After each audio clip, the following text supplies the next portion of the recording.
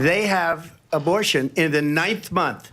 There is no state in this country where it is legal to kill a baby after it's born. Madam Vice President, I want to get your response to President Trump. Well, as I said, you're going to hear a bunch of lies. Well, that's great news. I thought that this was the thing that was happening, but now that I heard it's not on the debate, I guess all is well. Joining me now, Shawn Carney, CEO of 40 Days for Life, and Heather Gardner, Director of the Campaign Advancement for 40 Days for Life. Okay, Heather, first of all, that was a lie, wasn't it? Yeah, that was a big lie from Kamala Harris. Yeah, it sure was. Shawn, okay, so when David Muir and Lindsay lip injections lie like that, they know it's a lie, correct? Who knows? I don't think it matters. It was a lie. These babies do die. They suffocate to death. We don't make this stuff up. Governor Northam, the governor of Virginia, at first Trump said West Virginia, but he corrected himself. I thought he did. This was one of the few places he actually did decently the other night in the debate. But he pointed that out, that Governor Northam of Virginia, who's a pediatrician himself, described the process in detail on a live radio show. Okay. And these babies are left to die. It goes both ways. You have botched abortions where the babies are left to die. And we know that happens. That's well documented, although Governor Walz in Minnesota removed the requirement to report those deaths. But we also have the other side, which are the abortion survivors who actually survived. People like Melissa Oden and Gianna Jessen, whose abortion doctor signed her birth certificate. So the outright denial of this is one of their many, I think, absurd reactions in a post-Roe America. That is. Heather, here was Dome talking about abortion during the debate. Understand, in his Project 2025, there would be a national abortion, a monitor that would be monitoring your pregnancies, your miscarriages. I think the American people believe that certain freedoms, in particular the freedom to make decisions about one's own body, should not be made by the government. Thank you, Vice President Harris. Well, there she goes again. It's a lie. I'm not signing a ban, and there's no reason to sign a ban. Heather, obviously lines like that are designed to emotionally appeal to women. Does it work? It works whenever you are conflating things, which is what they are intentionally doing to deceive many women.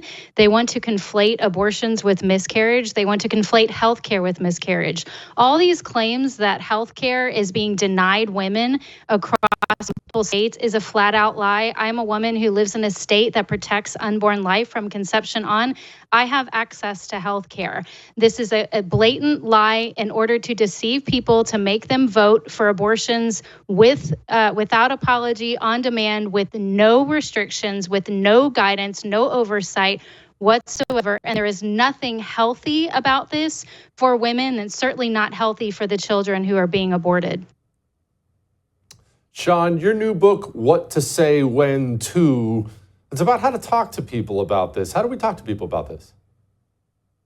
Well, you ask questions. I mean, one of the things I wish ABC would have asked, they did ask Kamala about abortion. She does believe in abortion through all 40 weeks. That's standard, since 2019, when Cuomo lit up the Empire State Building and they took advantage of what Roe allowed up to 40 weeks. But she said the other night that she's against those late-term abortions, and I would ask her why. I mean, what's wrong with an abortion at 38 weeks? And we get into some of this stuff in What to Say When To in a post-Roe era where one side has really gone insane, and we have a lot of proven calm tactics to ask questions and get to the bottom of what was Dobbs, what was Roe.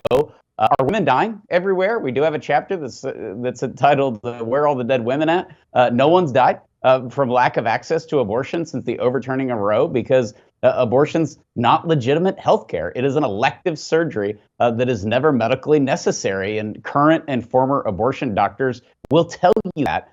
Planned Parenthood and politicians won't. And so it's a useful tool. It tells you exactly what to say. You can go through to whatever chapter applies to you and get all the resources. Those are very, very well researched.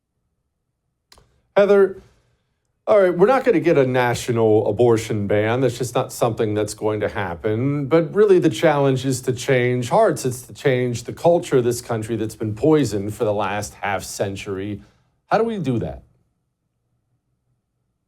Absolutely. I think we have to continue to speak the truth, to educate people, to pull the curtain off of abortion is. People are still in denial. It's clear that this administration is in denial, the current administration and the vice president, the current nominee for the Democratic Party. There are many elitists that are in denial about this. And to continue to deny that abortions never happen in the last stage of pregnancy, they know better than that. There are multiple very infamous abortion doctors who are very much out there about doing these. All the abortion facilities know who to call if there's a late-term abortion that's requested because it's never medically necessary, as Shawn said. And they are all friends with them. They know better. They're lying about this. And I don't know why, because if abortion is something that's so great and to celebrate, why deny that these late-term abortions are happening in places like Boulder, Colorado, Albuquerque, New Mexico, in New York, and other states? There are plenty of places where these are happening. We've got to continue to tell people, because I think the general public just is not aware. Most people think that this just can't happen because it's too gruesome, and there's no way that anybody could be so barbaric that they would advocate for this. But that's exactly what they're advocating for. So we've got to continue to educate people, and also let them know that there are across the country over 4,000 pregnancy resource centers that are free and reduced costs for women, that many of them are full-time clinics that have full-time doctors that will do women's health care. They will do women's exams, prenatal care. There are lots of resources available, but they're not on the side of the media, and therefore they're not being advertised. So we've got to be the voice for the voiceless and get the information about all the amazing resources that are available to women and families. Shawn, the FACE Act, a lot of people forget that this has all been a response to the overturning of Roe versus Wade. Roe versus Wade got overturned. The demons in our government threw a hissy fit about it and used the FACE Act to throw a bunch of pro-life activists in federal prison. Do I have that about right?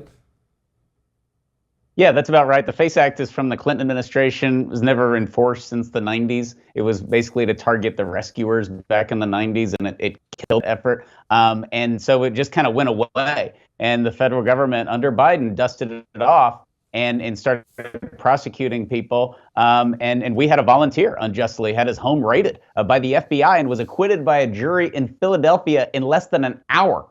And he handed the FBI a much-deserved and embarrassing victory. And that is what has happened. And now Mark Houck, that volunteer, is suing the DOJ, and rightly so, for damages. But this was something that nobody ever enforced. It was never violated. And the feds certainly never enforced it. And now the Biden administration and Merrick Garland and the DOJ has been doing it and targeting pro-lifers, targeting Catholics. We saw that leaked from the DOJ, targeting Christians. And I wish that would have come up. There were a lot of opportunities that President Trump blew the other night. I think everybody knows that. But one of them was just to ask her, what we had Obama, we had Bush, we had Clinton. I don't remember a time when Americans, because they held different political or religious beliefs than their president, feared their own government, feared their own DOJ. We've never had it at this level before, and that was created by Biden and Harris. And it's really, really shameful, and it makes people, there's already a huge mistrust of law enforcement in our country, unfortunately.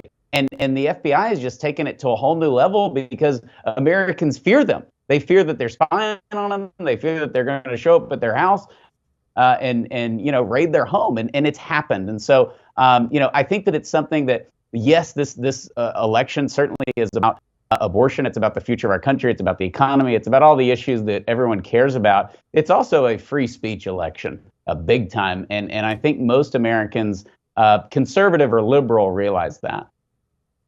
Yeah, I think you're right. Shawn, Heather, thank you. I appreciate it.